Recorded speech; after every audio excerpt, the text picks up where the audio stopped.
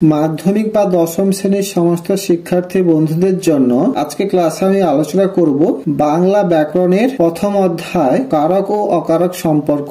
এই অধ্যায়ের খুবই গুরুত্বপূর্ণ প্রশ্ন, অপাদান কারক কাকে বলে, উদাহরণ দাও, এবং অপাদান কারককে কয় ভাগে ভাগ করা যায় কি কি, সেইগুলি উদাহরণ সহ আমি সম্পূর্ণ আলোচনা করে দেবো আজকে ক্লাসে। তাই তোমাদের কাছে একটি ছোট অনুরোধ থাকলো, আজকে ক্লাসটি তোমরা সম্পূর্ণ দেখবে এবং আমাদের চ্যানেলে নতুন হয়ে থাকলে অবশ্যই আমাদের চ্যানেলটিকে সাবস্ক্রাইব করে পাশে থেকে তোমরা সবাই। এবার মূল বিষয়ের মধ্যে চলে আসো। এই অপাদান কারক সম্পর্কে জেনে নাও। প্রথম প্রশ্ন, অপাদান কারক কাকে বলে এবং উদাহরণ দাও। যে পদ ক্রিয়ার সঙ্গে অপাদান সম্বন্ধ গড়ে তোলে তাকে বলা হয় অপাদান কারক। কি বললাম?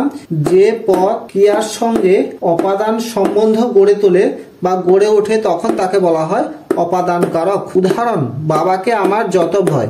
এখানে বাবাকে হলো অপাদান কারক। বোঝা গেল? এবার চলে আসো অপাদান কারক করার নিয়ম বা কিভাবে অপাদান কারক করবে সেই নিয়মটা জেনে নাও। প্রথম পয়েন্ট, ক্রিয়াকে থেকে, হইতে, চেয়ে ইত্যাদি দিয়ে প্রশ্ন করলে তখন অপাদান কারক হয়। দুই, যখন কোনো কিছুর বিভেদ ঘটে বা বিচ্ছেদ ঘটে সেখানে অপাদান কারক হয়। এবার চলেছে পরের কোশ্চেন, অপাদান কারকে কয় ভাগে ভাগ করা যায় ও কি কি, বা অপাদান কারকের শ্রেণীভাগটা তোমরা জেনে নাও। অপাদান কারকে প্রধানত 5 ভাগে ভাগ করা যায়, সেগুলির সম্পর্কে জেনে নাও। 1 স্থানবাচক, 2 কালবাচক, 3 দূরত্ববাচক, 4 অবস্থানবাচক, 5 তারতম্যবাচক অপাদান কারক। এই সমস্ত কারকের উদাহরণগুলি আমি আলোচনা করে দিচ্ছি, কিন্তু সংজ্ঞা বা কাকে বলে আলোচনা করছি না, কারণ তোমাদের পরীক্ষায় সংজ্ঞা বা কাকে বলে আসে না, এগুলির মধ্যে উদাহরণ পরীক্ষায় আসে, তার জন্য উদাহরণগুলি আলোচনা করেছি, তোমরা ভালো করে দেখে নাও। 1 স্থানবাচক অপাদান কারক। উদাহরণ, গাছ থেকে আমটা পারো। এখানে গাছ থেকে হলো স্থানবাচক। কালবাচক অপাদান কারক। উদাহরণ,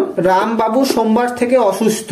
এখানে সোমবার থেকে হলো কালবাচক অপাদান কারক। এবার চলে আসো দূরত্ববাচক অপাদান কারক। উদাহরণ, জায়গা বারাসাত স্টেশন থেকে 5 মিনিট হাঁটা পথ। এখানে বারাসাত স্টেশন থেকে এটি হলো দূরত্ববাচক অপাদান কারক। পরের ভাগ, অবস্থানবাচক অপাদান কারক। উদাহরণ, রাহুল দমদম স্টেশন থেকে ফিরে এলো। এখানে দমদম স্টেশন থেকে এটি হলো অবস্থানবাচক অপাদান কারক। 5 নম্বর, তারতম্যবাচক অপাদান কারক। উদাহরণ, রাম অপেক্ষা শ্যাম ভালো ক্রিকেট খেলে। এখানে রাম অপেক্ষা এটি হলো তারতম্যবাচক অপাদান কারক, অর্থাৎ দুটির মধ্যে তুলনা করা হচ্ছে বা তারতম্য করা হচ্ছে, তখন এখানে তারতম্যবাচক অপাদান কারক হবে। আজকের এই ক্লাসটিতে অপাদান কারক কাকে বলে, উদাহরণ দাও, কিভাবে অপাদান কারক করবে এবং অপাদান কারকে কয় ভাগে ভাগ করা যায় কি কি, সেগুলি উদাহরণ সহ আজকে ক্লাসে আলোচনা করে দিলাম। ক্লাসটি কেমন লাগলো অবশ্যই একটি লাইক এবং কমেন্ট করে জানিও। আর আমাদের চ্যানেলে নতুন হয়ে থাকলে অবশ্যই আমাদের চ্যানেলটিকে সাবস্ক্রাইব করে পাশে থাকো তোমরা সবাই।